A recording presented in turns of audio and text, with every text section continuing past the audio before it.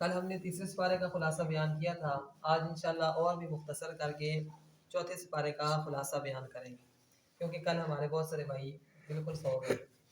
تو بہت مختصر کر کے انشاءاللہ چوتھے سپارے کا خلاصہ بیان ہوگا.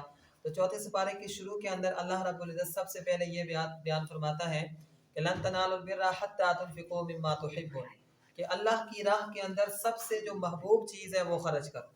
اور فرمایا کہ تم لوگ اس وقت تک نیکی کو نہیں پا سکتے جب تک تمہاری جو سب سے محبوب چیز ہے اس کو اللہ کی راہ میں خرچ نہ کر دو. تو لہٰذا اللہ رب العزت چوتھے سپارے کے شروع کے اندر مومنین کو حکم دیتا ہے کہ وہ میری راہ میں جب چیز خرچ کرنے لگیں تو جو ان کو سب سے محبوب ترین چیز ہے وہ اللہ کی راہ میں خرچ کریں. یہ صحیح ایمان کی نشانی ہے. اس کے بعد اللہ رب العزت نے چوتھے سپارے کے شروع کے اندر ہی بیت اللہ شریف کی تاریخ بیان فرمائی ہے کہ بیت اللہ شریف کب بنایا گیا. تو اللہ رب العزت نے ارشاد فرمایا ان اول بیت وضع للناس للذی ببکۃ مبارکا وہدی للعالمین. فرمایا کہ بے شک جو دنیا کے اندر سب سے پہلے جو گھر بنایا گیا برکتوں والا رحمتوں والا وہ مکہ شریف ہے، اور اس کو تمام جہان کے لیے عالمین کے لیے ہدایت کا ذریعہ بنایا گیا. تو لہٰذا بیت اللہ شریف جو ہے حضرت آدم علیہ السلام جب آئے تھے اس وقت آ کر حضرت آدم علیہ السلام نے اس کی بنیاد رکھی تھی. تو چوتھے سپارے کے شروع کے اندر اللہ رب العزت نے بیت اللہ شریف کی جو بنیاد ہے جو تاریخ ہے وہ بھی بیان فرما دی. اسی طرح اللہ رب العزت نے چوتھے سپارے کے اندر ہی فرضیت حج فرض ہے یہ بھی اللہ رب العزت نے چوتھے سپارے میں بیان فرما دیا. اللہ نے فرمایا وَلِلَّهِ عَلَى النَّاسِ حِجُّ الْبَيْتِ مَنِ اسْتَطَاعَ إِلَيْهِ سَبِيلًا، کہ اللہ کی رضا کے لیے لوگوں پر حج کرنا فرض ہے ان لوگوں پر جو اس کا خرچ برداشت کر سکتے ہیں. تو لہٰذا چوتھے سپارے کے اندر حج کی فرضیت کا بھی حکم نازل ہوا ہے. اسی طرح اللہ رب العزت نے چوتھے سپارے کے اندر ہی ان چیزوں سے منع کیا ہے کہ کبھی بھی کافروں کی اطاعت نہ کرو، کافروں کے پیچھے کبھی بھی مت چلو. اور فرمایا اگر چلو گے تو یردوکم بعد ایمانکم کافرین، کہ اگر تم کافروں کے پیچھے چلنا شروع کر دو گے تو وہ تمہیں تمہارے ایمان سے نکال کر پھر کفر کی طرف لے جائیں گے. تو لہٰذا کبھی بھی کافروں کی پیروی کرنے سے اللہ رب العزت نے چوتھے سپارے میں ایمان والوں کو منع فرمایا. اسی طرح اسی سپارے کے اندر ایک اور مضمون وَاعْتَصِمُوا بِحَبْلِ اللَّهِ جَمِيعًا وَلَا تَفَرَّقُوا، کہ اللہ کی رسی کو مضبوطی سے تھام لو اور فرقوں میں مت بٹو. اب اس پہ تھوڑی سی بات کروں گا. اکثر لوگ اس پہ بات کرتے ہیں کہ فرقوں میں نہیں پڑھنا چاہیے، فرقے ایسے ہی ہیں. بالکل ٹھیک ہے، فرقوں میں نہیں پڑھنا چاہیے. اور فرقہ اب مثال کے طور پہ کچھ لوگ ہوتے ہیں اپنے ہی لوگ کہہ رہے ہیں یہ اہل سنت والے یہ بھی تو ایک فرقہ ہے، بریلوی یہ بھی ایک فرقہ ہے، بریلوی کو چھوڑے بیچ میں سے نکالتے ہیں، اہل سنت کی بات کرتے ہیں. کہ اکثر لوگ بیچ میں سے کیا کرتے ہیں یہ اہل سنت بھی ایک فرقہ ہے. نبی رحمت صلی اللہ علیہ وسلم نے فرقوں سے منع کیا ہے. اہل سنت فرقہ نہیں ہے، یہ جماعت ہے. حضور نے فرمایا سواد اعظم کی پیروی کرو، یعنی بڑی جماعت کے پیچھے چلو. اور بڑی جماعت ابھی آپ اگر پوری دنیا کے اندر دیکھیں تو سب سے بڑی جماعت جو ہے سواد اعظم وہ کون سی ہے؟ اہل سنت و جماعت. وہ کس طرح؟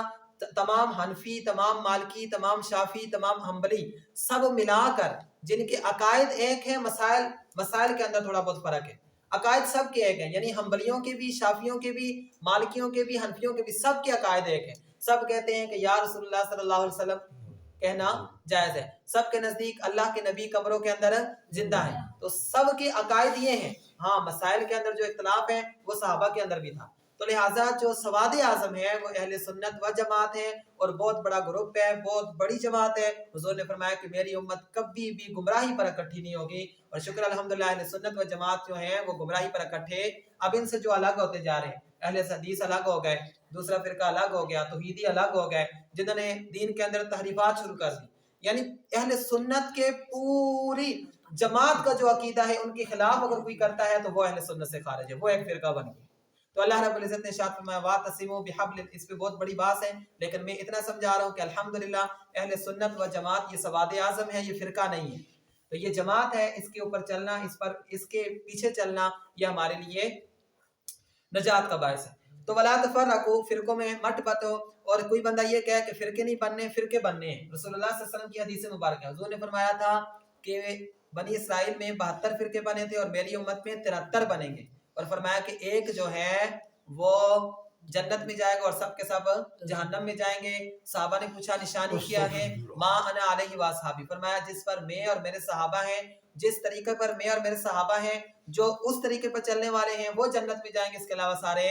آپ اپنی مشائخ، اپنی علماء، اپنے بزرگوں کو چیک کر لیں، سب کے سب صحابہ کے طریقے پہ چلنے والے ہیں۔ جو صحابہ کا عقیدہ تھا وہی ہمارا بھی عقیدہ ہے، حضور کے بارے میں جو ان کے عقائد تھے وہی ہمارے عقائد ہیں، الحمدللہ۔ اس بات پہ تمام کے تمام کیا کریں؟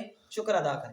آگے ہی اللہ رب العزت نے اسی سپارے کے اندر حکم دیا ہے امر بالمعروف و نہی عن المنکر، کہ بھائی لوگوں کو چاہیے کہ وہ نیکی کی دعوت دیں اور برائی سے منع کریں۔ اور اس امت کی ایک خصوصیت یہ بھی ہے، کنتم خیر امت، فرمایا کہ یہ امت بہترین امت اس وجہ سے ہے، اخرجت للناس، کہ لوگوں کے لیے اس کو نکالا گیا ہے، تأمرون بالمعروف و تنہون عن المنکر، کہ ان کی صفت ہے کہ اللہ نے کیا بیان فرمائی کہ یہ نیکی کا حکم دیتے ہیں اور برائی سے منع کرتے ہیں۔ تو نیکی کا حکم دینا اور برائی سے منع کرنا یہ بھی کیا نام ہے، اس امت کی ڈیوٹی ہے، اور یہ مومنین کی صفات میں سے ایک صفت ہے اور اس امت کی ایک خصوصیت ہے۔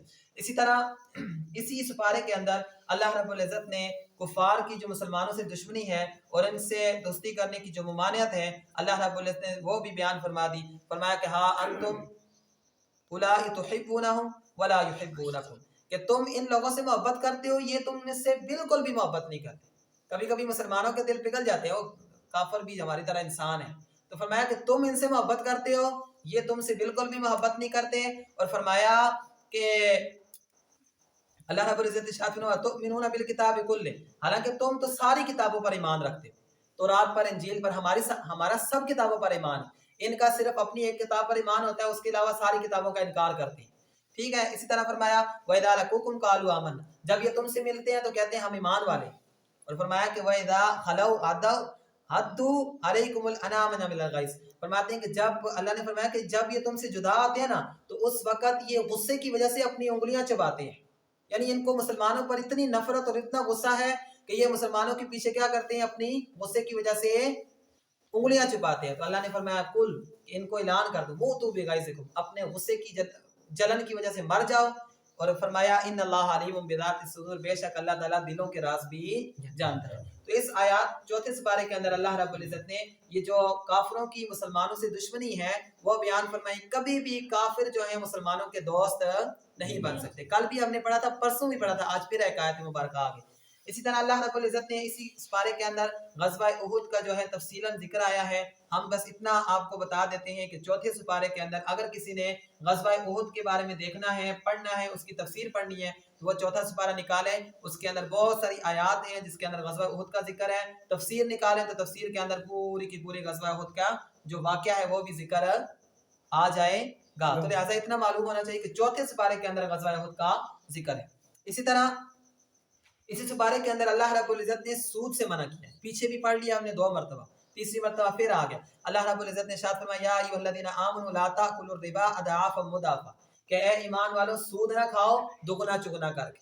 فرمایا واتقوا اللہ لعلکم تفلحون، اور اللہ سے ڈرو تاکہ تم فلاح پا جاؤ، کامیاب ہو جاؤ۔ واتقوا النار التی اعدت للکافرین، اور اس آگ سے بھی بچو جو آگ اللہ رب العزت نے کافروں کے لیے تیار کی گئی۔ اب اس سے یہ پتہ چلتا ہے کہ سود کھانے والے جو ہیں اس کو اس آگ میں ڈالا جائے گا جو کافروں کے لیے تیار کی گئی ہے۔ اور کافروں کے لیے اللہ رب العزت، میں نے پچھلے جمعے پہ جہنم کے سارے طبقات بیان فرمائے تھے کہ کافروں کے لیے سب سے نچلے طبقے ہوں گے اور سخت قسم کا عذاب ہوگا۔ تو جو سود کھانے والے ہیں ان کا عذاب کفار کے ساتھ ہی ہوگا۔ اللہ پاک ہمیں اس چیز سے محفوظ رکھے۔ اسی طرح اللہ رب العزت نے اس سپارے کے اندر مومنین کی صفات بیان فرمائی ہیں، مومنین کے اوصاف بیان فرمائے ہیں۔ فرمایا مومنین کی ایک صفت یہ ہے الذین ينفقون فی السراء والضراء، کہ جو خوش ہوتے ہیں یا تنگ ہوتے ہیں، یعنی ان کے پاس مال ہے یا مال نہیں ہے، دونوں حالتوں میں اللہ کی راہ میں خرچ کرتے ہیں۔ ایک صفت مومنین کی ہے۔ دوسرا فرمایا والکاظمین الغیظ، غصے کو پینے والے ہیں، یہ بھی ایک مومنین کی صفت ہے۔ تیسری صفت بیان فرمائی والعافین عن الناس، لوگوں کو معاف کرنے والے ہیں۔ اور فرمایا واللہ یحب المحسنین، اگر کوئی بندہ یہ صفتیں اپنے اندر لاتا ہے تو اللہ تعالیٰ فرماتا ہے کہ اللہ پاک ان سے محبت کرتا ہے۔ غصے کو پینے والا، لوگوں کو معاف کرنے والا، اور حالت تنگی اور حالت یعنی تنگی کی حالت ہو یا اس کے پاس پیسہ ہو، دونوں حالت میں اللہ کے حرام میں خرچ کرنے والا، اللہ ان سے محبت کرتا ہے۔ پھر آگے ایک اور بات فرمائی والذین اذا فعلوا فاحشۃ، اس بات کو غور سے سننا سارے حضرات، کہ جب ان سے کوئی گناہ ہو جاتا ہے، کوئی، یہ مومنین کی صفت اللہ بیان فرما رہا ہے، او ظلموا انفسہم، یا اپنے آپ پر کوئی ان سے ظلم ہو جاتا ہے، ज़करुल्लाह फस्तगफरू लिज़ुनूबिहिम, कहते हैं अल्लाह का जिक्र करते हैं और अल्लाह से अपने गुनाहों की माफ़ी मांगते हैं, अल्लाह से अपने गुनाहों की माफ़ी मांगते हैं। तो फरमाया कि वमन यग़फिरुज़्ज़ुनूबा इल्लल्लाह, और गुनाहों को बख्शने वाला सिर्फ और सिर्फ अल्लाह ही है। वलम युसिर्रू अला मा फ़अलू, जो उनसे गुनाह होता है उस गुनाह पर इसरार नहीं करते, फिर यानी एक दफ़ा हो गया तौबा कर लेते हैं, फिर उस पर ये नहीं कि लगातार डटे रहते हैं। उनकी ये मोमिनीन की ये सिफ्त नहीं है कि जब उनसे गुनाह हो जाता है तौबा कर लेते हैं, अल्लाह पाक उनकी तौबा कबूल फरमा लेता है और वो इसरार नहीं करते।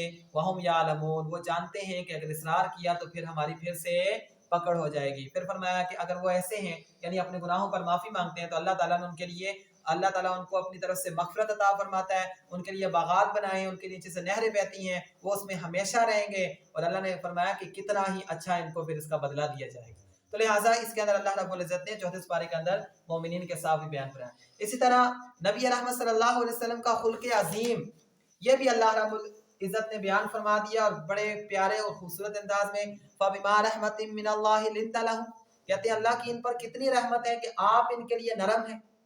रसूलुल्लाह सल्लल्लाहु अलैहि वसल्लम के लिए फरमाया कि इन पर अल्लाह की रहमत कितनी है कि रसूलुल्लाह सल्लल्लाहु अलैहि वसल्लम इनके लिए नरम है। और फरमाया वलौ कुन्त फज़्ज़न गलीज़ल क़ल्ब, अगर फरमाया कि ए महबूब करीम सल्लल्लाहु अलैहि वसल्लम अगर आप तंदरू और सख्त दिल होते तो लन फद्दू मिन हौलिका, आपके इर्द गिर्द कभी भी लोग जमा ना होते। तो दिल को नरम रखना और लोगों से अच्छी तरीके से बात करना, इसका एक वो होता है, इसका एक मतलब फायदा ये है कि लोग आप जिस भी मजलिस में जाएं आपके इर्द गिर्द बैठने को पसंद करते हैं। और ये आका अलैहिस्सलाम का खुल्क था कि आप जहाँ पर भी बैठते थे लोग आपके रवैये और अखलाक की वजह से आपके की तरफ दौड़ कर आते थे, आपके पास आकर बैठते थे। तो अल्लाह रब्बुल इज़्ज़त ने ये भी बयान फरमा दिया। फ़ाफ़ू अन्हुम, अल्लाह ने फरमाया कि जब उनको माफ़ कर दिया करो, वस्तगफिर लहुम, उनके लिए इस्तिग़फ़ार की दुआ किया करो।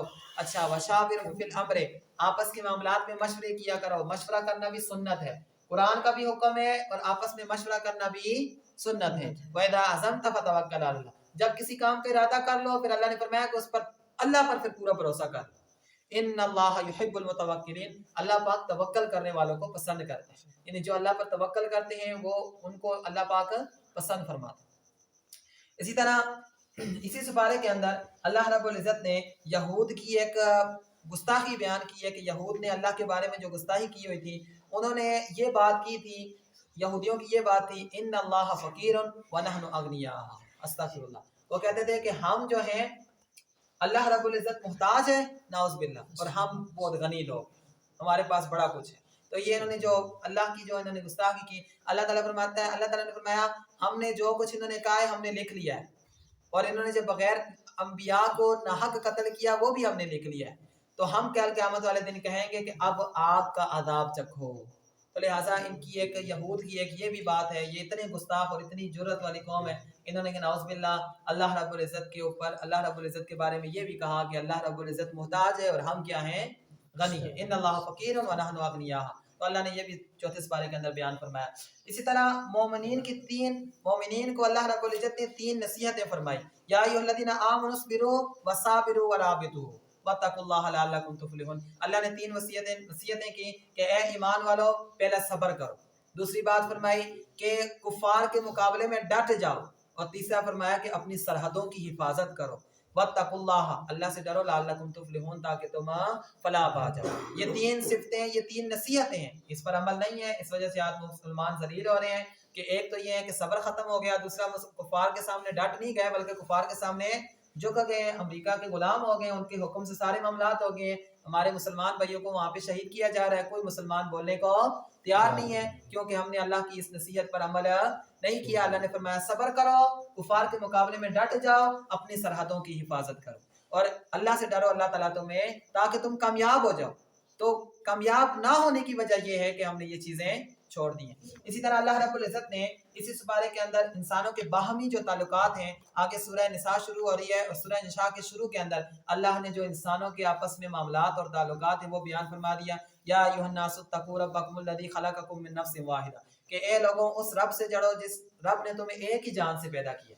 वो जान कौन थी? हज़रत आदम अलैहिस्सलाम। व खलक़ मिनहा ज़ौजहा, उन्हीं से अल्लाह रब्बुल इज़्ज़त ने उनके जोड़े को पैदा किया। व बस्स मिनहुमा रिजालन कसीरन व निसाअ, फिर उन दोनों से अल्लाह रब्बुल इज़्ज़त ने पूरी ज़मीन पर मर्दों और औरतों को फैलाया।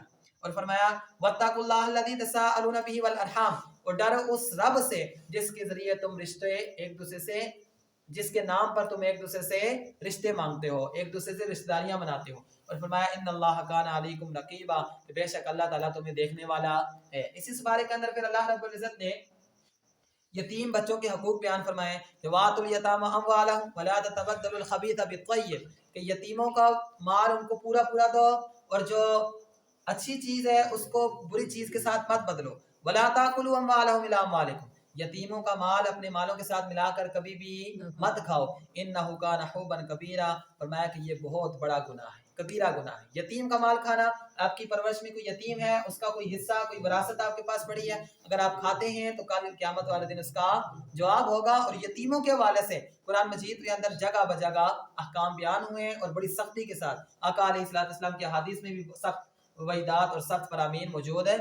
اسی طرح اسی سپارے کے اندر اللہ رب العزت نے توبہ کی قبولیت کی جو شرائط ہیں وہ بھی اللہ رب العزت نے اسی سپارے کے اندر بیان فرمائی ہیں۔ انما التوبۃ علی اللہ للذین یعملون السوء بجہالۃ ثم یتوبون من قریب فاولئک یتوب اللہ علیہم، کہ فرمایا کہ توبہ اللہ پاک ان لوگوں کی قبول فرماتا ہے کہ جو نادانی میں کوئی گناہ کر بیٹھتے ہیں پھر اس کے بعد جلد ہی توبہ کر لیتے ہیں، تو ان کی اللہ رب العزت توبہ قبول فرماتا ہے۔ تو فرمایا کہ کان اللہ علیما حکیما، اور ان لوگوں کی توبہ قبول نہیں ہے یعملون السیئات، برا کام کرتے ہیں، پھر جب موت آتی ہے تو اس وقت توبہ کرنے کی کوشش کرتے ہیں، یا کیا نام ہے حالت کفر میں ہی دنیا سے چلے جاتے ہیں، تو ان لوگوں کی اللہ پاک توبہ قبول نہیں فرماتا۔ تو اس کے لیے بہترین یہی ہے کہ آپ دن کے اندر 100 سے زیادہ مرتبہ استغفار پڑھیں، اپنے گناہوں پر معافی مانگیں۔ بندے کو پتہ ہی نہیں ہوتا، جا کے گاہے بگاہے اس سے کوئی بات نکل جاتی ہے، کوئی نہ کوئی گناہ سرزد ہے، تو اس کے لیے آقا علیہ الصلوۃ والسلام نے ایک ورد دیا، حضور نے فرمایا استغفار کی کثرت کرو، اللہ پاک تمہارے گناہ مٹا دے گا، تمہارے مالوں اور تمہاری اولاد کے ذریعے تمہاری مدد فرمائے گا، تم پر بارشیں برسائے گا، تمہاری فصلوں کو تازہ کر دے گا۔ یہ ساری کی ساری جو ہیں یہ انشاءاللہ آگے آئے گا، ہم بیان کریں گے، لیکن اللہ نے فرمایا کہ استغفار کرنے کی اتنی اللہ رب العزت نے فضیلتیں اور برکتیں بتائی ہیں، تو کم سے کم آپ 100 مرتبہ دن میں ضرور استغفر اللہ الذی لا الہ الا هو الحی القیوم واتوب الیہ۔ اسی سپارے کے اندر اللہ رب العزت نے بیوی کے جو خواتین ہیں ان کے حقوق بھی اللہ رب العزت نے بیان فرمائے ہیں، اور حقوق یہ تفصیلاً گفتگو ہے جس کو ہر بندے کو چاہیے کہ وہ اپنی جو بیویوں کے حقوق ہیں وہ ضرور بھی ضرور سیکھیں۔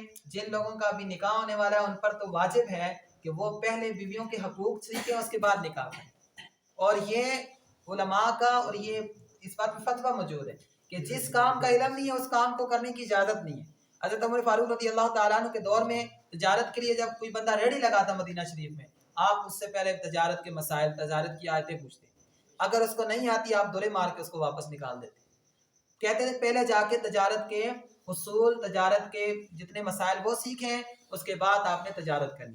اسی طرح نکاح کرنے والے پہلے نکاح کے مسائل جو آپ کے لیے آپ کی زندگی کے ساتھ ریلیٹڈ ہیں، اور اسی طرح جو آپ کی بیوی کی زندگی کے ساتھ ریلیٹڈ ہیں، ان مسائل کا سیکھنا آپ پر واجب ہے، اس کے بعد ہی آپ نکاح کریں۔ اور یہ پوری تفصیلاً اس کے اندر ذکر ہے بیویوں کے کیا کیا حقوق ہیں، وہ تفصیل کی طرف نہیں جاتے ورنہ لیٹ ہو جائیں گے، اس لیے ہم نے صرف اتنا بتا دیا کہ اگر کسی نے اپنی بیوی کے حقوق جاننے ہیں یا بیویوں کے حقوق سیکھنے ہیں تو چوتھے سپارے کے اینڈ کو کھولے، اس کی تفسیر پڑھنا شروع کر دیں، تو اس کو بیویوں کے جتنے بھی حقوق ہیں اللہ رب العزت نے بیان فرمائے ہیں وہ سب کے سب ازبر یاد ہو جائیں۔